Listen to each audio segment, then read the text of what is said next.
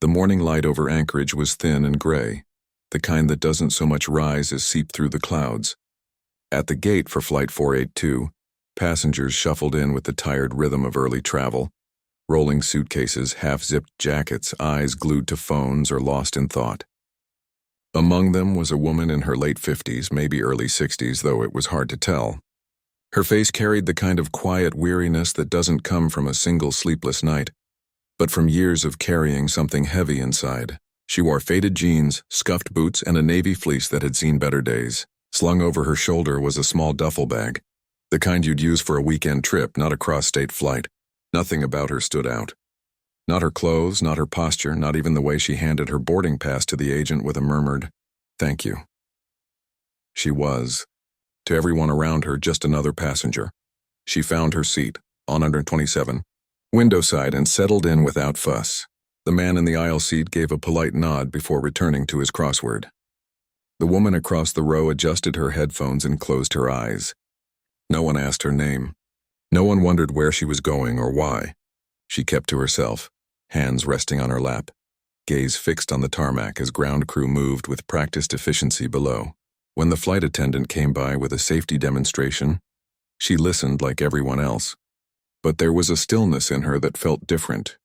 Not nervous, not bored, just deeply present, as if every second mattered. The plane taxied, engines humming louder as it lined up on the runway. Outside, the Alaskan wilderness stretched out in muted greens and browns, mist curling over distant ridges. As the jet lifted into the sky, the cabin filled with the familiar sounds of ascent, the creak of seats, the rustle of magazines, the low murmur of conversation.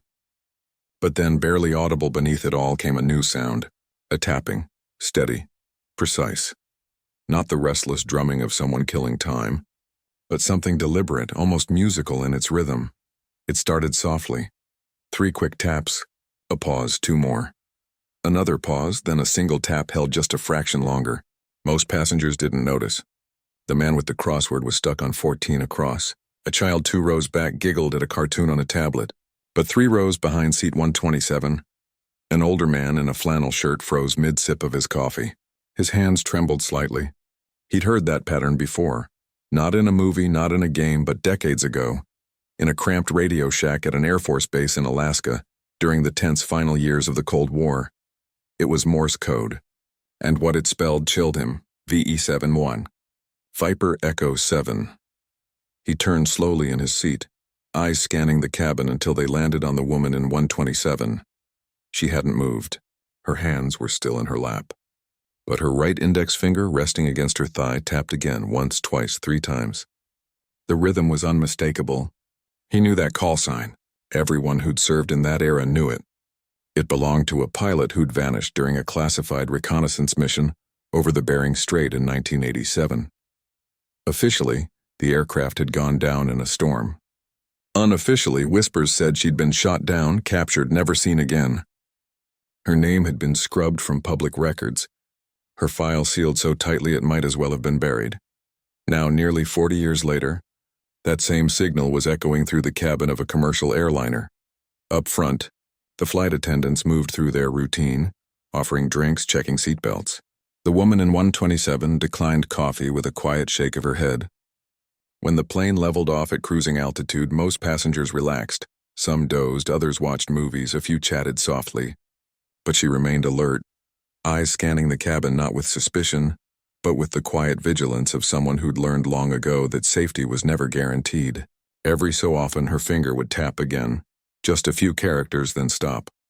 It wasn't random.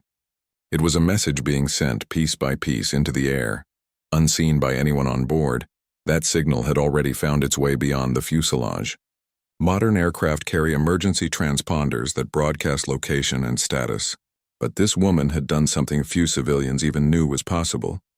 She'd jury-rigged a low-power pulse through the plane's auxiliary comm system, piggybacking a legacy military distress sequence onto the standard signal. It was faint, almost buried in background noise, but not to the right ears. At Joint Base Lewis McChord, south of Seattle, 2 F-22 Raptors were slicing through the crisp Pacific Northwest air on a routine training intercept.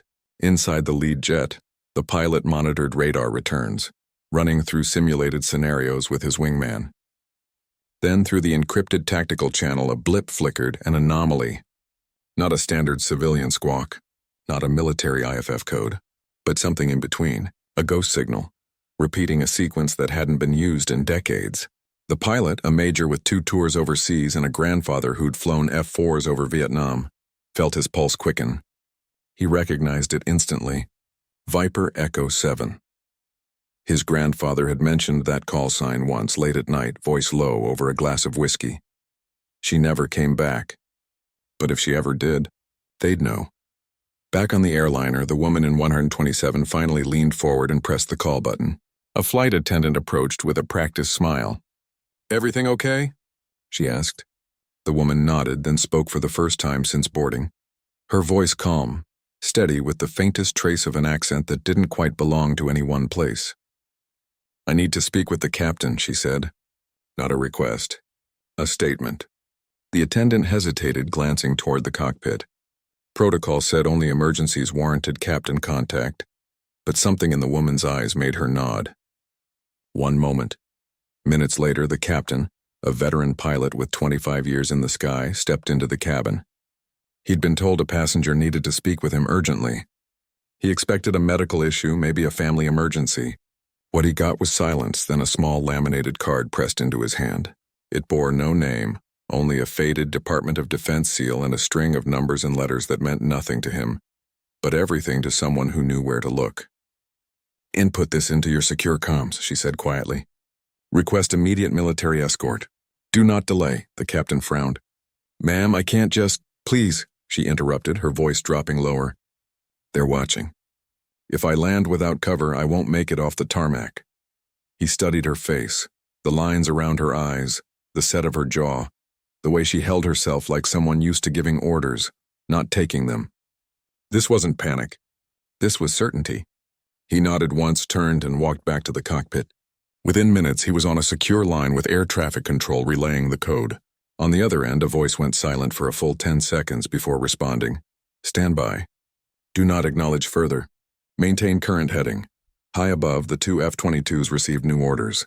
Their training mission was scrubbed. New vector, intercept civilian flight 482, escort to SeaTac. Full stealth protocol. No visual contact unless necessary. But as they closed in, something changed. The lead pilot keyed his mic. "Request visual confirmation." His wingman didn't argue. They both knew what this might mean. Inside the Boeing 737, the woman in 127 finally leaned back, closing her eyes. For the first time since boarding, her shoulders relaxed. Just slightly. She wasn't safe yet. But she was no longer alone. Somewhere out there, in the cold blue sky, men in fighter jets were coming. Not because she was a passenger. Not because she'd caused a scene. But because they'd heard her signal and recognized the ghost behind it. The storm that had been brewing off the Washington coast now rolled closer, dark clouds gathering like an audience waiting for the next act. Rain began to patter against the windows. Passengers shifted, unaware that the quiet woman in seat 127 had just rewritten the rules of their ordinary flight. To them, she was still just another traveler. But high above, 2 F-22s banked sharply, their radar lock shifting from simulation to reality. And far below, near a remote service road at SeaTac Airport, a black SUV with tinted windows idled, engine running, as if it had been waiting for this moment all along. The story of Viper Echo 7 didn't start in the sky above Alaska. It began decades earlier, in a time when the world held its breath between the rattle of nuclear drills and the static of shortwave radios. Back then, the skies over the Bering Strait weren't just empty stretches of cold air. They were front lines. Invisible, unmarked, but fiercely guarded. And in the cockpit of an F-15C painted matte gray with no insignia, a young pilot flew mission so secret even her flight logs were coded. She wasn't supposed to be there, not officially. Women weren't flying deep penetration recon in those days, not in that theater, not on those routes. But she'd proven herself in ways that couldn't be ignored. Flawless night landings in zero visibility, uncanny spatial awareness, a calm under pressure that made seasoned colonels take notice. So they made an exception, quietly, off the books. She became Viper Echo 7, not a name, just a call sign, a ghost in the machine. Her last mission was routine on paper. Verify radar signatures near a suspected Soviet listening post on St. Lawrence Island. But halfway through, her wingman's voice cut out mid-transmission. Then her own systems flickered. A warning light flashed, missile lock. She broke hard left, engine screaming, but it was too late. The last thing she saw before the world went white was the jagged edge of ice below, endless and indifferent. The official report said the aircraft went down in a storm. No debris recovered, no body. Case closed. But the truth was messier. She'd ejected, landed in freezing water, dragged herself onto a drifting ice floe, half-conscious, ribs cracked, left arm numb. She survived 3 days like that, drinking melted snow, wrapping her flight suit tighter, whispering coordinates into a dead radio just in case someone was listening. On the 4th night, a trawler spotted her. Not American, not friendly. They pulled her aboard without a word, locked her below deck, and turned east. What followed wasn't imprisonment in the traditional sense. It was erasure. No trial, no charges, just a small concrete room in a facility so remote it didn't appear on any map. For years she gave them nothing, not her name, not her rank, not even her real accent. They tried everything. Isolation, sleep deprivation, staged executions. But she held on to one thing, the rhythm.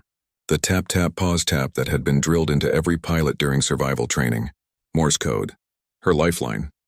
She practiced it on the walls, on her own knees, in the silence between interrogations. Sometimes she'd hum it under her breath like a lullaby. Then, in 1998, during a chaotic border skirmish near the Chukchi Sea, the facility was abandoned in a hurry. She saw her chance, slipped out in the confusion, stole a snowmobile and rode for 2 days through blinding whiteout until she stumbled into a remote Inupiat village. The elders there didn't ask questions. They fed her, warmed her, and when she was strong enough, they pointed her toward a U.S. Coast Guard outpost 50 miles south. She made it. Barely. But when she finally stood on American soil again, she wasn't greeted with medals or homecoming parades. Instead, 2 men in dark suits met her at the hangar. No uniforms, no badges. They took her statement in a windowless room, recorded her debriefing, then told her the truth. The mission she'd flown never existed. The aircraft was never assigned. And if she ever spoke of it, publicly, privately, even in a diary, she'd be labeled unstable, discredited, possibly detained again under national security clauses. She was given a new identity, a modest pension and a warning, disappear. So she did. For years, she lived quietly, first in Montana, then New Mexico, then Alaska. She worked odd jobs, fixing radios at a marine supply shop, teaching navigation to bush pilots, helping at a veterans outreach center under a different name. She never married, never had children, but she kept her skills sharp. She studied satellite patterns, memorized emergency protocols, and every night before bed, she tapped out Viper Echo 7 on her windowsill, just in case the signal ever needed to fly again. Now, on this flight from Anchorage to Seattle, she wasn't running. She was returning. Something had changed. A few weeks earlier, she'd received a plain envelope with no return address. Inside was a single sheet of paper bearing a string of numbers, the activation code for a dormant Cold War-era emergency protocol known only to a handful of people. It meant one thing: someone knew she was alive. And more importantly, someone trusted her enough to reactivate her status. But it also meant danger. Because if the protocol was live, then the people who'd buried her mission might be watching, and they wouldn't want her talking. Not now, not ever. Back in the present, as Flight 4A2 cruised at 35,000 feet, the woman in seat 127 felt the subtle shift in the aircraft's vibration. Not turbulence, something else. A change in engine pitch, a slight banking motion. She glanced out the window, and there it was, a sleek angular shape painted in low visibility gray gliding just off the left wingtip. An F-22 Raptor, silent, deadly, beautiful in its precision, and not alone. A second one appeared on the right, matching speed, holding position like a pair of hawks flanking a wounded bird. Passengers began to notice. A child pointed. Someone pulled out a phone. "Are those fighter jets?" a man asked, voice tinged with awe. The flight attendants exchanged nervous glances but said nothing. The captain had instructed them to remain calm, serve drinks as usual, and avoid drawing attention. But everyone felt it. The air had changed. This wasn't normal. Inside the lead F-22, the pilot's gloved hands rested lightly on the controls. He'd been told only this: escort civilian aircraft, maintain visual, await further orders.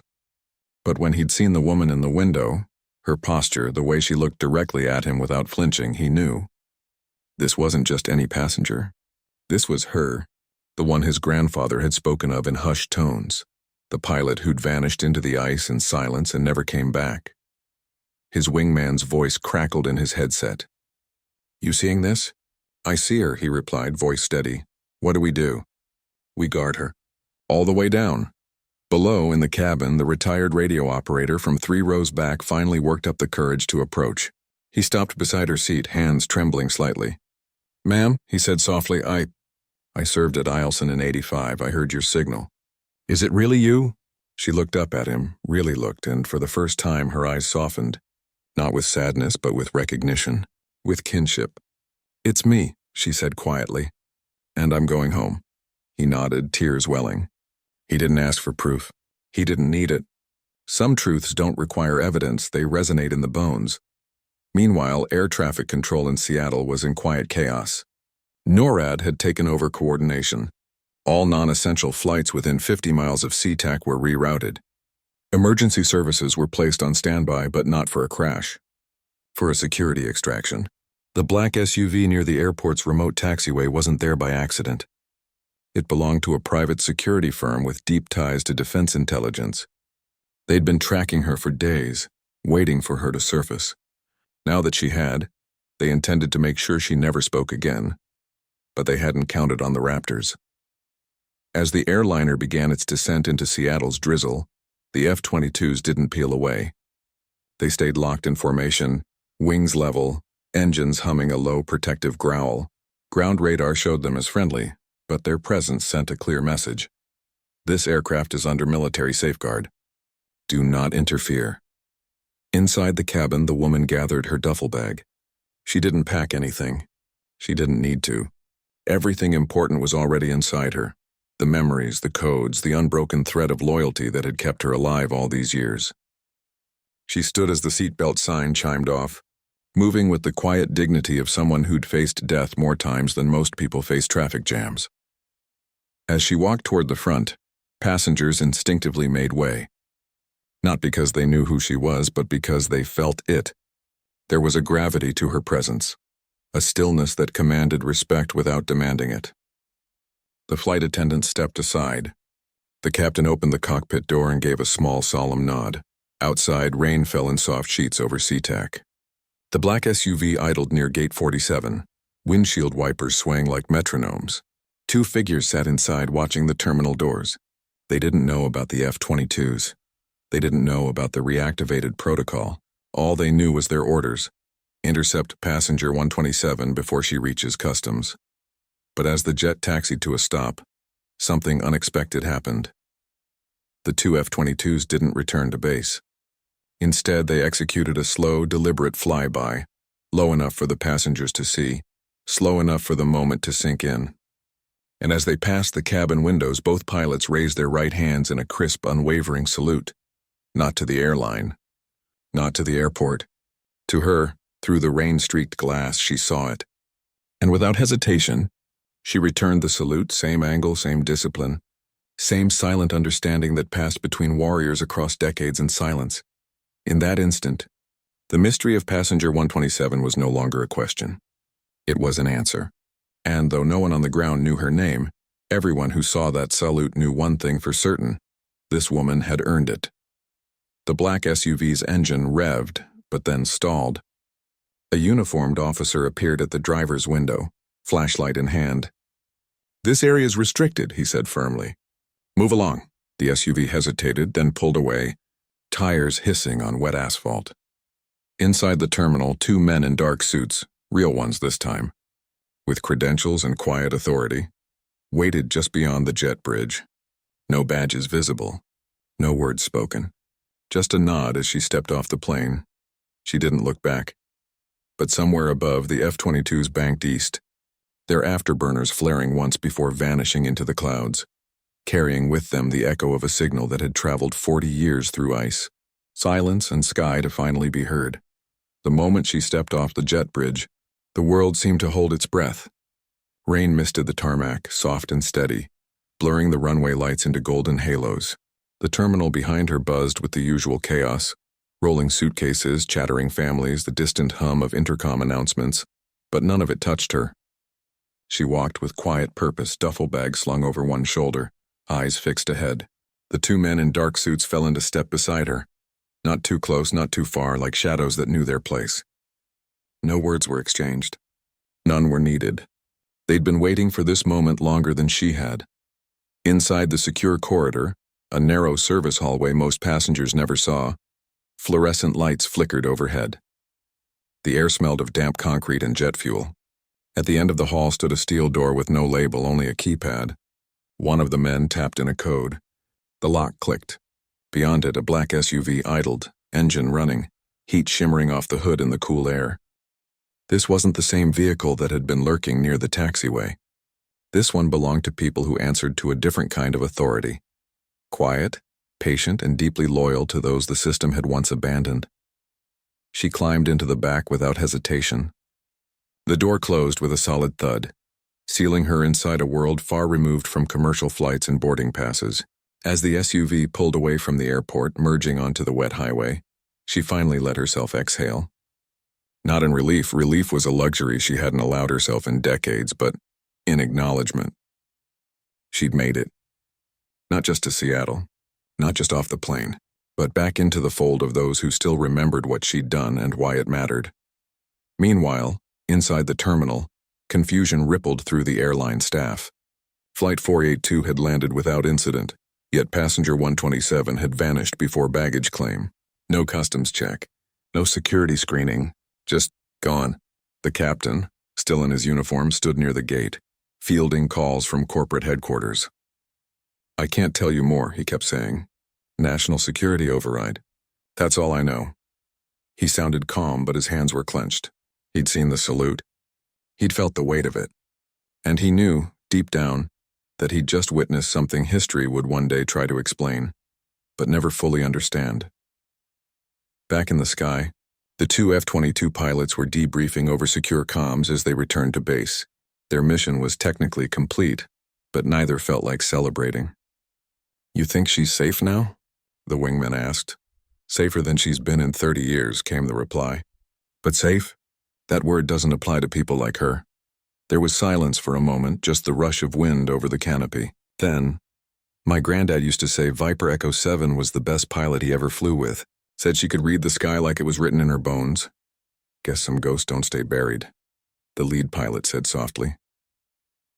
Down below, the SUV wound its way through Seattle's outskirts, avoiding main roads, taking back routes known only to those who'd trained in evasion. The woman in the back seat watched the city blur past, rain-slicked streets, neon signs reflecting in puddles, the distant glow of the Space Needle swallowed by low clouds. It felt strange to be back in civilization, to see ordinary life unfolding. A couple sharing an umbrella, a delivery driver unloading boxes, a dog barking behind a fence. For so long her world had been silence, snow, and survival. Now she was stepping into something else, something fragile, something human. The vehicle finally stopped at an unmarked building on the edge of a quiet industrial park. No flags, no signs, just a single red light above the entrance that blinked once as they approached. Inside, the air was warm, dry, and quiet. A woman in a crisp uniform, older, silver-haired, with sharp eyes and a posture that spoke of decades in command, stood waiting. She didn't smile, but when their eyes met, something passed between them. Recognition, respect, and a shared burden. "You're late," the woman said, though her voice held no accusation. "Traffic," came the quiet reply. A faint smile tugged at the corner of the officer's mouth. Some things never change. They walked down a hallway lined with framed photos, mostly black and white, mostly of aircraft and crews from another era. Halfway down, one frame stood empty. They both paused. "We kept it for you," the officer said, "in case you ever came back." The traveler nodded. She didn't need to see her own face there. She knew she belonged. In a secure briefing room, soundproofed, windowless, lit by soft overhead panels, they finally sat. No interrogation, no demands, just coffee in plain mugs and a single file folder on the table. Inside were documents she hadn't seen since the late 90s. Her original flight plan, declassified satellite images of the crash site, intercepted Soviet communications referencing her capture, and a handwritten note from a general who'd died 10 years ago. At the bottom, in faded ink, "If she returns, restore her status." She earned it. "You've been cleared," the officer said. "Fully. All records amended. Your pension reinstated. Medical, housing, whatever you need." She looked up. "And the people who tried to bury me?" A pause. "Some are gone, others won't interfere again." She understood. That was as close to justice as the system ever offered. But there was more. Much more. Over the past year, fragments of old intelligence had resurfaced. Whispers from former Eastern Bloc sources, encrypted messages intercepted in the Arctic, even a smuggled journal from a retired KGB archivist, all pointed to one thing. The mission she'd flown wasn't just about radar signatures. It was about a hidden listening post capable of intercepting U.S. nuclear command signals. And though the post was destroyed decades ago, someone had rebuilt it. Not the Russians, not officially, but a private network, well-funded, well-connected, operating in the gray zones between nations. And they'd been tracking her. Not because she knew too much, but because she was the only living person who could identify the original site's layout, its blind spots, its weaknesses. "They think you're dead," the officer said. "But if they learn you're alive and talking, they'll move fast. That's why we needed you to surface now on your terms under our protection." She leaned back, absorbing it. So this wasn't just a homecoming. It was a callback to duty. Not with a fighter jet this time, but with memory, with truth, with the kind of knowledge that couldn't be hacked or erased. Outside, night fell. Rain turned to drizzle, then stopped. In a small apartment above a bookstore in downtown Seattle, the retired radio operator from the flight sat at his kitchen table, staring at a blank notepad. He hadn't told anyone what he'd heard. Not his wife, not his veteran friends. But he couldn't shake the feeling that something monumental had happened, and that he'd been given a glimpse of it. He picked up a pencil and began to write, not for publication, not for fame, but as a witness. "I was on Flight 482. I heard the signal. And I saw the salute." Back at the secure facility, the woman reviewed maps, timelines, voice transcripts. Her mind, sharp as ever, connected dots others had missed. She pointed to a remote island in the Bering Sea, uncharted on most maps, barren, windswept. "They'd use this," she said. "Same geology as the original site. Perfect for underground antennas." The officer nodded. "We'll send a drone recon tomorrow." "No," she said firmly. "Send me." Silence filled the room. "You're not cleared for field ops," the officer began. "I'm the only one who knows what to look for," she countered. "And if they see a drone, they'll vanish. But an old woman on a fishing charter? They won't blink. It was risky. Reckless, even." But the officer saw the fire in her eyes, the same fire that had kept her alive in a Siberian cell, that had carried her across ice and silence. This wasn't about glory. It was about finishing what she'd started. Later that night, alone in a guest room with clean sheets and a view of the parking lot, she stood by the window. The city lights shimmered in the distance. For the first time in years, she didn't feel like a ghost. She felt real, seen, remembered, and more than that, needed. She reached into her duffel bag and pulled out a small, worn notebook. Inside were decades of coded notes, coordinates, observations, everything she'd preserved just in case. Flipping to a fresh page, she began to write again, not in code this time, in plain English, because now someone was finally listening. Far away, in a dimly lit room somewhere in Eastern Europe, a man stared at a screen showing a red dot moving slowly across a digital map of the Pacific Northwest. It had appeared hours ago, brief, faint, then gone. But he knew what it meant. The signal had been sent. And if the signal was live, then she was alive. He picked up a satellite phone. "Initiate Protocol Frostfall," he said. "She's coming back. And this time we don't let her walk away." But he didn't know about the F-22s. He didn't know about the salute. And he didn't know that some debts, like loyalty, like honor, can't be erased by time, distance, or silence. As dawn broke over the Cascades, painting the sky in soft pinks and grays, the woman laced up her boots, packed her duffel, and stepped outside. The air was crisp, clean, full of possibility. Somewhere out there, 2 Raptors sat on a runway, fueled and ready, not for war, but for escort, for protection. for the quiet, unwavering promise that this time she wouldn't be left behind. She wasn't just passenger 127 anymore. She was home, and she was ready. The morning air off the coast of Alaska tasted like salt and cold steel. The fishing charter, a weathered 32-foot trawler named Marlin's Hope, chugged through low swells, its diesel engine rumbling like a tired old dog. To anyone watching from shore or satellite, it was just another vessel heading out for halibut. The woman on deck, bundled in a thick oilskin coat and rubber boots, looked every bit the part.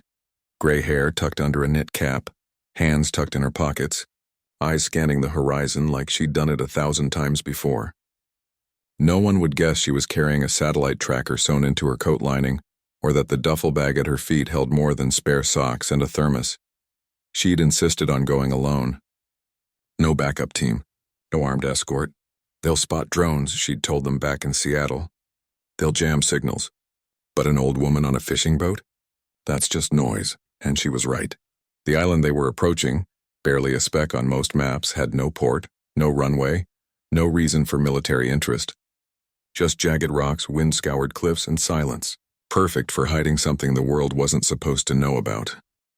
As the boat neared the shoreline, she signaled the captain, a grizzled local who'd been paid well and asked no questions, to cut the engine.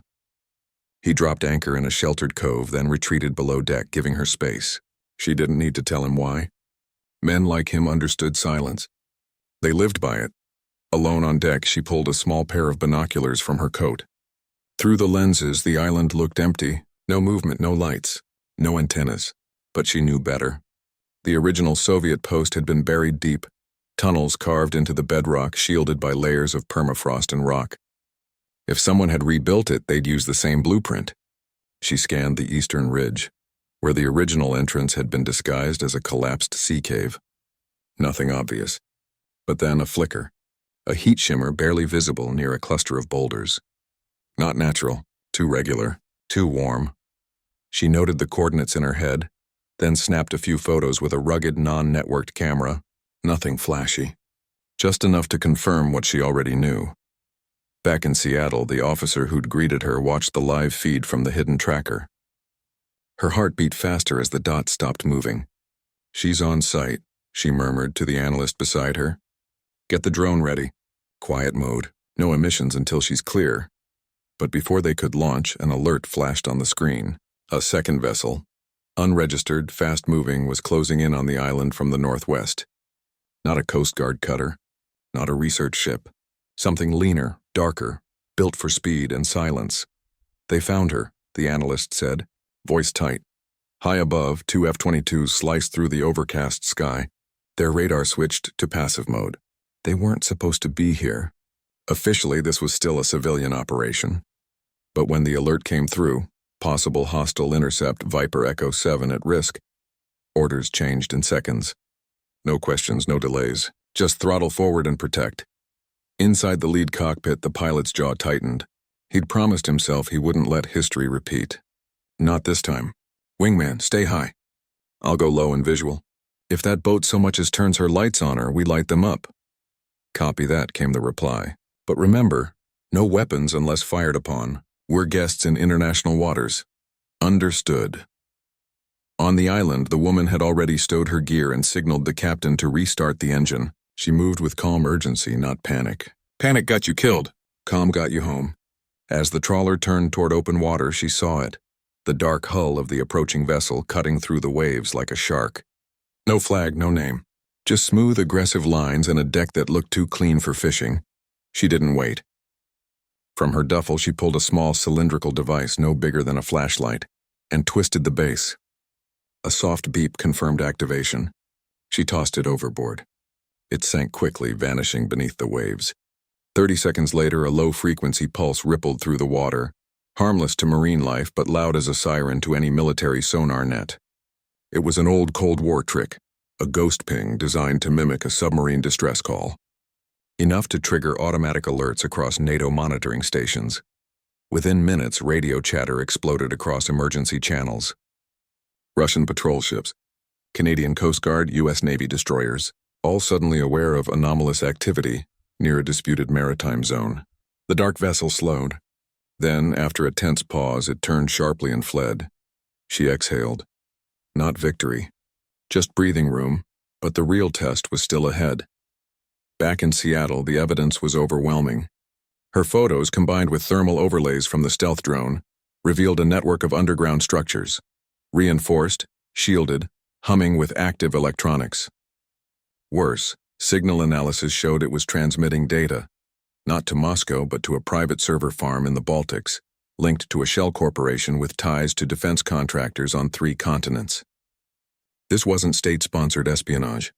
It was a shadow operation, selling America's most sensitive defense gaps to the highest bidder. And they'd been doing it for years. The officer called an emergency meeting with Pentagon liaisons. Within hours, executive orders were drafted, arrest warrants prepared. But there was one problem. Without direct testimony from the only living witness to the original mission, the woman who'd been there, who'd been captured, who knew the layout from memory, the case would crumble under legal scrutiny. They needed her to speak, publicly, on record. She listened to the request in silence. Then she said, "I'll do it, but not in a courtroom, not on a screen. I want to stand where it began." They knew what she meant. 2 days later, a C-17 Globemaster touched down at a remote Air Force base in Alaska.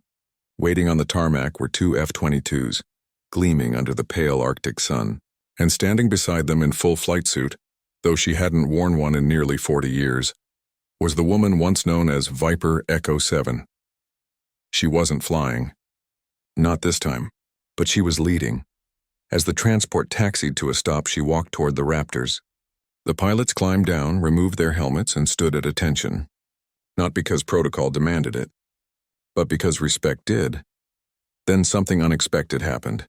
The lead pilot stepped forward, removed his flight glove, and offered his hand. "Ma'am," he said, voice thick with emotion, "it's an honor to fly escort for you." She shook it. Then, without a word, she turned and walked to the edge of the tarmac, where a small group of veterans had gathered, men and women who'd served in that era, some who'd known her, most who'd only heard the legend. One elderly man, leaning on a cane, stepped forward, tears in his eyes. "We never stopped believing you made it," he whispered. She placed a hand on his shoulder. "I didn't make it alone." Later that afternoon, as the sun dipped low over the tundra, she stood before a microphone at a closed-door briefing attended by generals, intelligence directors, and a handful of trusted journalists. No cameras, no live stream. Just truth spoken plainly. She told them everything about the mission, the capture, the years in silence, the escape, the erasure. She described the layout of the original post, the modifications she'd seen on the island, the patterns of transmission she recognized from her captivity. Her voice never wavered. Not once when she finished, the room was silent. Not out of disbelief, but out of awe. Then one by one the officers stood, not to applaud, but to salute. And from outside, where the 2 F-22s sat ready for the return flight to Seattle, their pilots stood beside their jets, helmets off, hands raised in perfect unison, not to the building, not to the flag, but to her. Through the window she saw them, and for the first time in decades, she returned the salute, not as a ghost, not as a secret, but as a person, whole, seen, honored. That night, as she prepared to leave the base, the officer handed her a small wooden box. Inside was a restored flight patch, Viper Echo 7 stitched in silver thread on black felt. "It's yours," she said. Always was. She pinned it to her coat over her heart.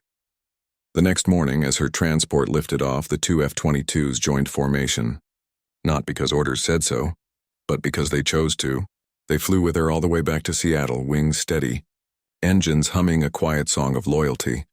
And when they passed over the city, slowing just enough for those on the ground to see, both pilots raised their hands once more, not for show, but because some debts are paid in silence and some salutes say everything words never could. The story didn't end with a press conference or a medal ceremony. It never does for people like her. The truth came out slowly, carefully, through declassified documents, quiet congressional hearings, and a handful of trusted journalists who understood the difference between sensation and substance. The shadow network was dismantled piece by piece, assets frozen, servers seized, key figures arrested in coordinated raids across 3 continents, but none of it carried her name. She'd made that clear from the start. No spotlight, no interviews, no legacy built on headlines. Let the work speak, she'd said. Not me. Still, the salute lived on. A trucker driving I-5 south of Seattle had captured it on his dash cam. The two F-22s flying low beside the commercial airliner. Pilot's hands raised in perfect unison. He didn't know what it meant at first. Just thought it was a cool military flyby. But when he posted it online with the caption, "They knew who she was," the video spread like wildfire. Veterans recognized the formation. Former pilots confirmed the call sign. Online forums lit up with stories, some true, some embellished, all reverent. People began calling her Passenger 127 not as a number, but as a symbol of resilience, of loyalty, of the quiet heroes history forgets but the sky never does. Months later, a small plaque appeared in a quiet corner of the National Museum of the U.S. Air Force. No photograph. No full name.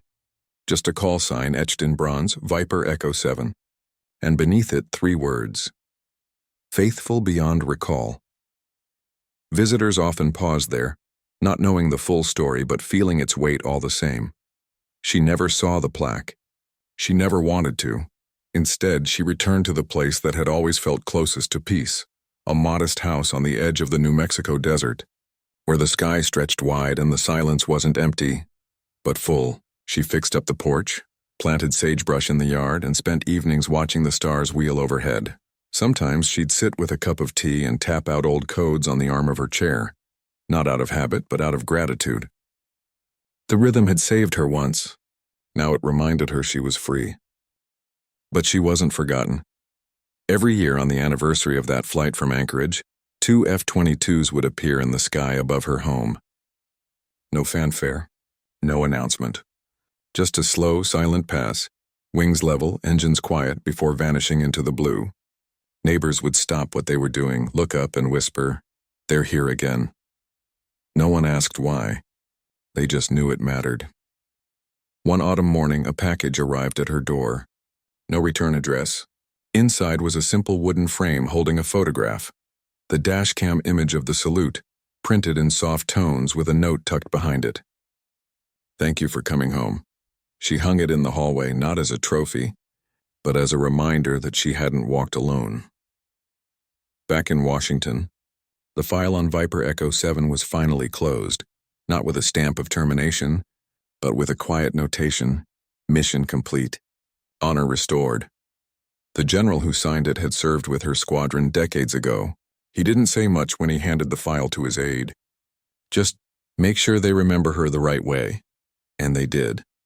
Schools didn't name buildings after her. Movies weren't made. But in the quiet corners of military academies, instructors began telling a story to new cadets, a story about a pilot who vanished into ice and silence, who carried her country's secrets in her bones, and who, when given the chance to disappear forever, chose instead to return and finish what she started. Courage isn't always loud, they'd say. Sometimes it's just a tap on a knee, a signal in the dark. A woman in seat 127. Meanwhile, the retired radio operator from Flight 482 published a short memoir, not for profit, but for truth. He called it The Signal I Heard. It sold modestly, but among veterans and historians it became a quiet classic. At book signings, he'd always say the same thing. "I didn't save anyone that day. I just listened, and sometimes that's enough." Years passed. The world moved on, as it always does. New crises emerged. New heroes rose. But every October, when the leaves turned gold in the Cascades and the air grew crisp over the desert, people remembered. One day, a young airman stationed at Nellis Air Force Base stumbled upon an old training manual in the archives. Tucked inside was a faded page with handwritten notes in the margin, flight corrections, weather observations, and at the bottom a single line. "If you hear Viper Echo, answer. Even if you're the only one listening." The airman didn't know who'd written it, but he photocopied the page and pinned it above his desk. In Alaska, the captain of Flight 482 retired. On his last day, the airline gave him a plaque for exemplary service. But what he treasured most was a letter he'd received years earlier, unsigned, typed on plain paper, that simply read, "You did the right thing. Thank you for trusting the signal." He kept it in his flight bag until the very end. And in New Mexico, the woman who'd once been passenger 127 grew older, quieter, but never less present. She volunteered at a local veterans center, not as a legend but as a listener. She'd sit with young service members struggling with reintegration, with silence, with the weight of things they couldn't say. She never offered advice, just presence. And sometimes, when a young pilot looked especially lost, she'd tap a rhythm on the table, 3 quick, 2 slow, 1 long, and watch their eyes widen in recognition. "You know that?" they'd ask. "Just an old habit," she'd say with a smile. She never told them who she was, but they always knew. Then came the spring when the desert bloomed early, purple verbena spilling over dry creek beds, ocotillo reaching red-tipped fingers toward the sun. She spent her days walking the arroyos, watching hawks circle on thermal winds. One evening, as the sun dipped behind the Sandia Mountains, she sat on her porch wrapped in a wool blanket and watched the sky turn from gold to violet. She felt no fear, no regret, just peace. She passed quietly in her sleep a few weeks later. No drama, no final words, just a life fully lived, finally at rest. The news didn't make national headlines, but within hours, secure channels lit up across the defense community. Orders were issued, plans set in motion. At dawn 2 days later, 2 F-22s lifted off from a base in Arizona. They flew south, then west, cutting through the clear desert air until they reached a small cemetery outside Albuquerque. Below, a simple headstone had been placed the night before. No rank, no dates, just 2 lines. Elena R. She came home. The jet circled once, slow, low, wings dipping in a final salute, before climbing into the sun and vanishing. At the funeral, only a handful of people gathered. The officer from Seattle, the retired radio operator, the captain from Flight 482, a few old squadron mates, and a young airman who'd never met her but carried that photocopied page in his wallet. No speeches, no fanfare, just silence, wind, and the distant cry of a red-tailed hawk. Afterward, the officer placed a single item on the grave, a flight glove, worn soft with age. "You earned your rest," she whispered. Back in Washington, the plaque at the Air Force Museum was updated. Beneath the faithful beyond recall, a new line was added, carved in the same bronze. She came home. And every year since, on that October day, 2 F-22s still fly over that quiet cemetery in New Mexico, not because orders demand it, but because honor does. The world may never know her full name, may never see her face in a history book, but those who served with her, who heard her signal, who saw the salute, they know. And in the quiet moments when the sky is clear and the wind is still, they remember, because some stories aren't meant to be shouted, they're meant to be carried, in silence, in loyalty, in the steady tap of a finger on a knee, saying, "I'm still here. And I haven't forgotten you."